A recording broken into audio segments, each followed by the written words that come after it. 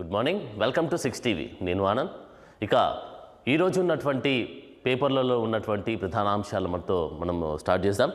మొదటగా మనము ఈ ఏబిఎన్ ఆంధ్రజ్యోతి పేపర్లో ఉన్నటువంటి ప్రధాన అంశాలు ఏమేమి వచ్చాయో ఈరోజు మనము చూసే ప్రయత్నం చేద్దాం.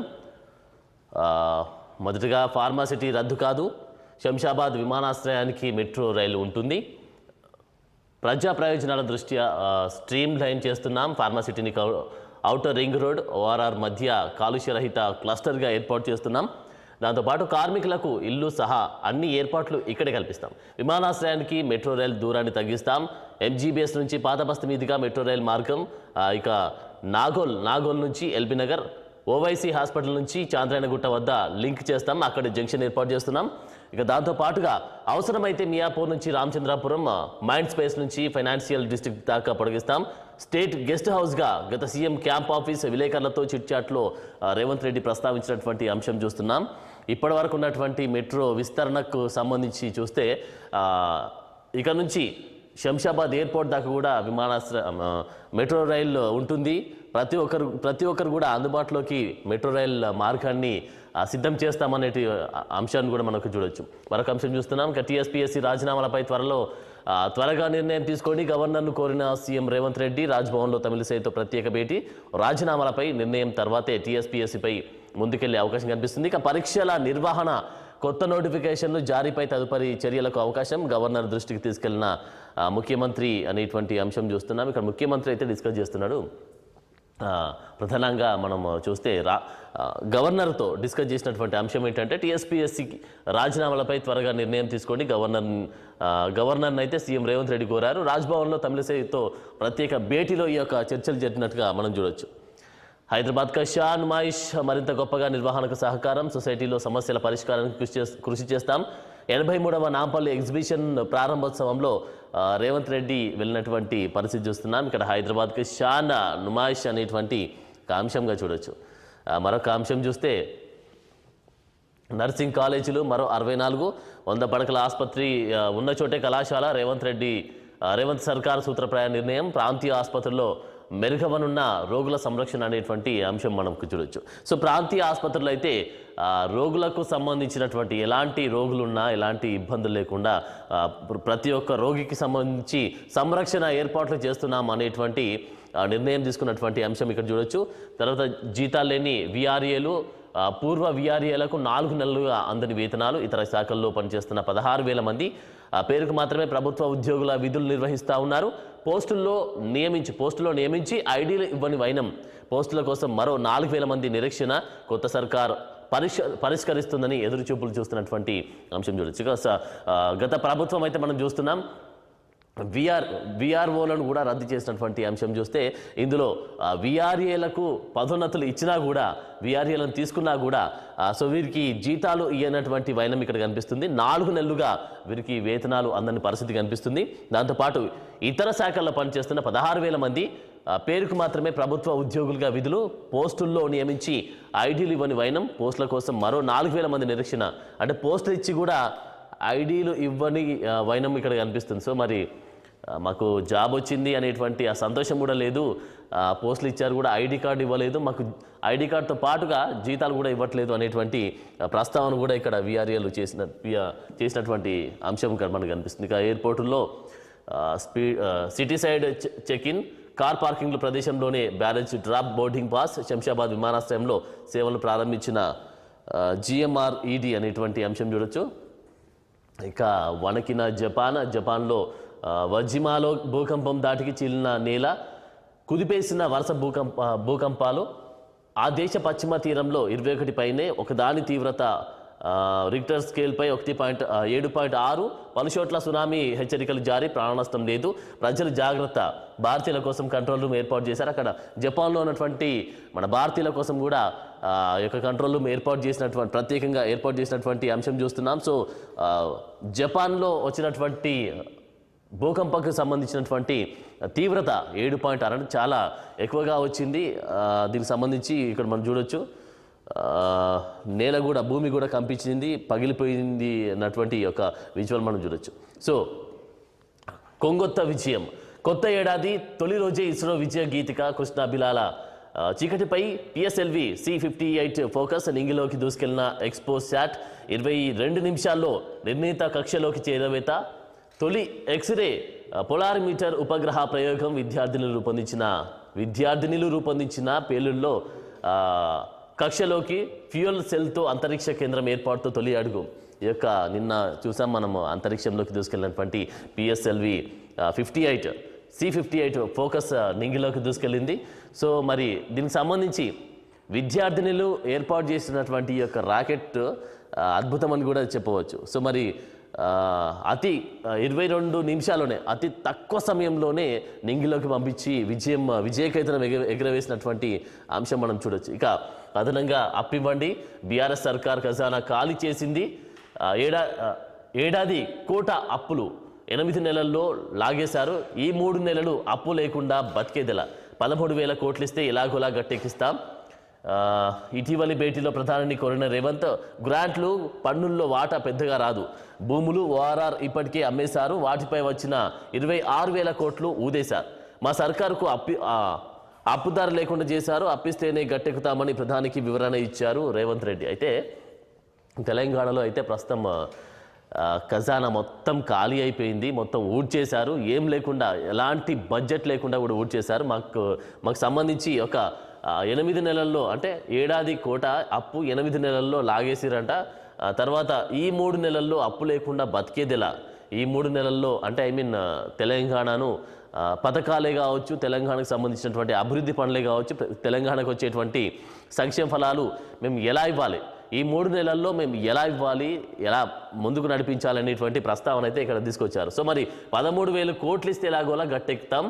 ఇటీవల భేటీలో ప్రధాని మోదీని కోరారు రేవంత్ రెడ్డి. 13,000 ఇస్తే ప్రస్తుతానికైతే కొన్ని నెలల వరకు అయితే మేము తెలంగాణను గట్టెక్కిస్తాం. సో ప్రధాన ఉద్దేశం ఏంటంటే, మాకు నిధులకు సంబంధించి అప్పులు అడిగినా కూడా ఎవరు ఇవ్వట్లేదు, ఇవ్వడానికి రెడీగా కూడా లేరు, మా అప్పుల ఊబిలో కూరుకుపోయామనేటువంటి ప్రస్తావన చేస్తున్నారు. సో అందుకనే ప్రధాని మోదీని ఈ యొక్క రిక్వెస్ట్ చేసినటువంటి అంశం అయితే మనం చూడొచ్చు. ఇక హైదరాబాద్లో కరోనా నిశ్శబ్ద వ్యాప్తి, చాప కింద నీరులా విస్తరిస్తున్న వైరస్, చాలా మందిలో కనిపించని లక్షణాలు, నమోదవుతున్న కేసుల సంఖ్య తక్కువే, పాజిటివ్ నమూనాలు, జీనోమ్ పరీక్షలకు వైరస్ అంత ఆందోళనకరం కాదు కానీ నిరంతర పర్యవేక్షణ తప్పనిసరి అనేటువంటి ప్రస్తావన చేస్తున్నారు.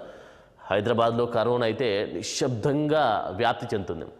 ఎవరికి ఎలా వస్తుంది అనే అంశం కూడా, లక్షణాలు బయటికి కనబడకుండా కూడా వ్యాప్తి చెందుతున్నటువంటి ఒక అంశం చూడొచ్చు. సో మరి జాగ్రత్తగా ఉండాలి, ప్రతి ఒక్కరు కూడా తగు జాగ్రత్తలు పాటించాలి. ప్రతి ఒక్కరు జాగ్రత్త పాటిస్తేనే దీన్ని కరోనాను కట్టడి చేయవచ్చు అని కూడా వైద్య అధికారులు చెప్తా ఉన్నటువంటి అంశం చూడొచ్చు. ఇక మందు చుక్క మాంసం ముక్క, ఏపీ సరిహద్దులోని సత్యనారాయణపురంలో కోడి పందాల స్థావరం వద్ద జనం, రెండింటితోనే నూతన సంవత్సరానికి ఉత్సాహంగా ఆహ్వానం. డిసెంబర్ 31న రాష్ట్రంలో 300 కోట్ల మద్యం అమ్మకం, హైదరాబాద్లో 4.5 లక్షల కిలోల కోడి మాంసం హాంఫర్ట్. స్విగ్గీ ఫుడ్ యాప్లో 1.20 లక్షల బిర్యానీల ఆర్డర్. ఏపీలో మద్యం విక్రయాలు 147 కోట్లు, తెలంగాణలో సగం. ఈ యొక్క అంశం మనం చూస్తే, నూతన సంవత్సరానికి సంబంధించినటువంటి అంశం చూస్తే ఇటు చికెన్ విక్రయాలు బాగా పెరిగిపోయాయి, దాంతోపాటుగా మందు విక్రయాలు కూడా ఒక రేంజ్లో వెళ్ళిపోయాయి అని కూడా ఇక్కడ మనం చూడొచ్చు. సో మరి మందుబాబులు అయితే నిన్నటికి సంబంధించి జనవరి 1 అలాగే 31కి సంబంధించి అంశం గురించి చూస్తే చాలా వరకు మందు విక్రయాలు అలాగే చికెన్ విక్రయాలు కూడా జరిగినట్టుగా అంశం చూడొచ్చు. మరొక పేపర్లో ఉన్నటువంటి ప్రధాన అంశాలు చూస్తే,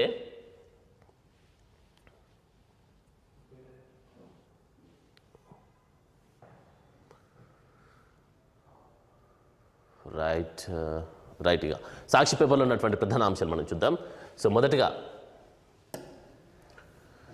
రద్దు చేయం, సరిచేస్తాం, మెట్రో మార్గాలు ఫార్మాసిటీ సహా దేనిని నిలిపివేయడం లేదు, మీడియా చిట్చాట్లో సీఎం రేవంత్ రెడ్డి ప్రస్తావించారు. ఇక చూస్తున్నాం మంత్రి కొండా సురేఖ తర్వాత గవర్నర్ తమిళిసైతో సెల్ఫీ ఫోటో దిగుతున్నటువంటి యొక్క చిత్రం చూడొచ్చు. సో మరి దీనికి సంబంధించి ఎయిర్పోర్ట్కు సంబంధించి 1.5 మందితో కొత్త సిటీ వస్తున్నాం, ప్రజల అవసరాలకు తగ్గట్టు మెట్రో విస్తరణ మనం ఇంతకుముందు డిస్కస్ చేసాం. మెట్రోకి సంబంధించినటువంటి విస్తరణ అయితే శరవేగంగా కొనసాగించే అవకాశం కూడా కనిపిస్తుంది. సో మరి మరొక అంశం చూద్దాం. నింగిలోకి ఎక్స్ పోషాట్, నూతన సంవత్సరంలో తొలి రోజే ఇస్రో ధమాకా ఇచ్చినటువంటి అంశం కూడా మనం చూడొచ్చు.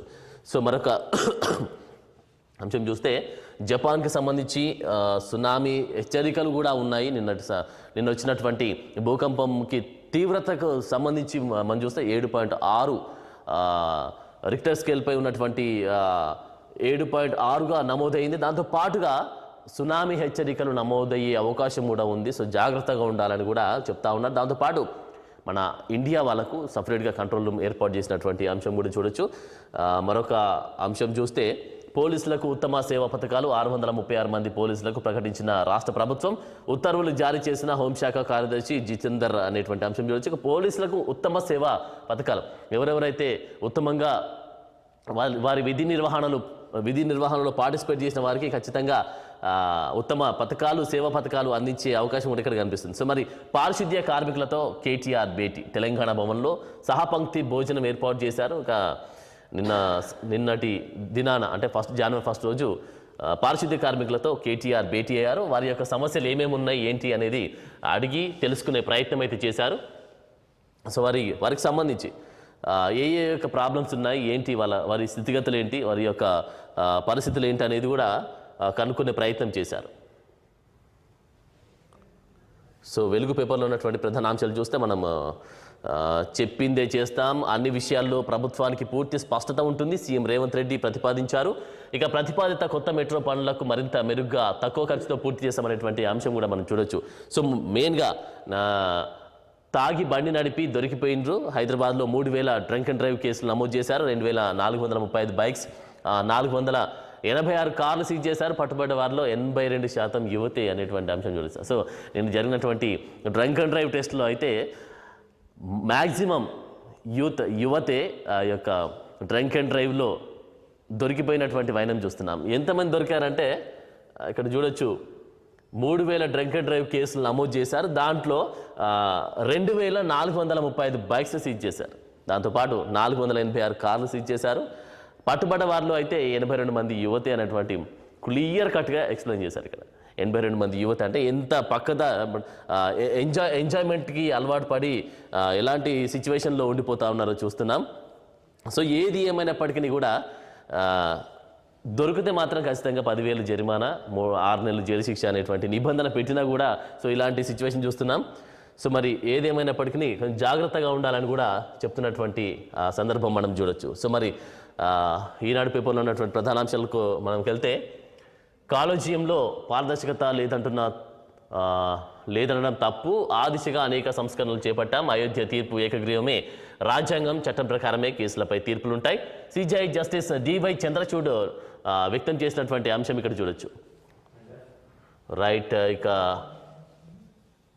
మనం చూస్తున్నాం ఫార్మాసిటీ స్థానంలో 10 ఫార్మా విలేజ్లు ఏర్పాటు చేసే అవకాశం ఇక్కడ కనిపిస్తుంది. ఎయిర్పోర్ట్ మెట్రోను రద్దు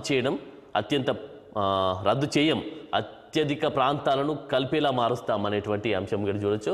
దాంతోపాటు సంగమేశ్వర బసవేశ్వర ఎత్తిపోతలకు స్వస్తి 4500 కోట్లతో 2021లో అనుమతించిన గత ప్రభుత్వం టెండర్లు ఖరారు చేసినా ప్రారంభం కాని పనులు అంశం చూడొచ్చు. ఇక్కడ సంగమేశ్వర బసవేశ్వర ఎత్తిపోతలకు స్వస్తి పలికినటువంటి అంశం అది చూడొచ్చు. సో మరి ఏది ఏమైనప్పటికీ కూడా ఒకవైపేమో మెట్రో విస్తరణ పనులు అంటే గవర్నమెంట్ ఎలక్ట్ అయ్యాక కాంగ్రెస్ గవర్నమెంట్ వచ్చాక ఈ యొక్క మెట్రో పనులు మేము ఆపము, ఖచ్చితంగా కంటిన్యూ చేస్తామనేటువంటి అంశం చూస్తున్నాం. దాంతోపాటు మరొక అంశం ఏంటంటే సిఎస్ఎల్వి C-58 రాకెట్ అయితే నింగిలోకి దూసుకెళ్ళింది. విద్యార్థినులు దీన్ని రూపొందించారు. 22 నిమిషాల్లో గగనతలంలోకి పంపించినటువంటి అంశం చూడొచ్చు. మరి దాంతోపాటుగా మందుబాబులు అయితే దొరికినటువంటి సందర్భం చూస్తున్నాం. నిన్న మొన్న ఏర్పాటు చేసినటువంటి డ్రంక్ అండ్ డ్రైవ్లో అయితే అత్యధికంగా 3,000కు పైగా కేసులలో అత్యధికంగా యువతే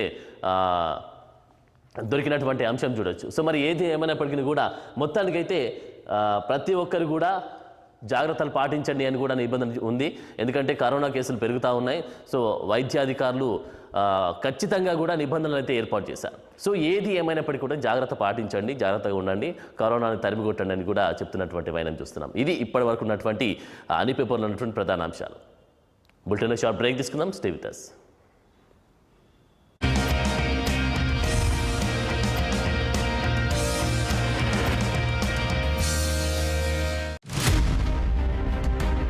రైతు బంధు అనేది చాలా